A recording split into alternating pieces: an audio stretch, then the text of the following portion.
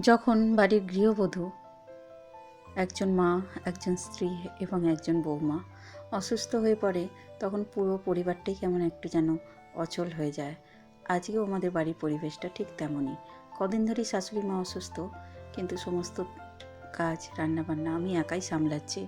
কিন্তু আজকে আমারই শরীরটা বিশেষ ভালো নেই। কাল রাত্রে থেকেই পেটের সমস্যা এবং সাথে বমি। অতি কষ্টে সকালবেলা উঠে একটু সবজি দিয়ে ঝোল ভাত করেছি, সঙ্গে ছিল করলা আলু ভাতে, আর একটু স্যালাড বানিয়েছিলাম বড়মশাইয়ের জন্য, আর ছিল কালকে রাতের বাঁধাকপির তরকারি। তো আজকের আমাদের অতি সিম্পল লাঞ্চ মেনু এটাই।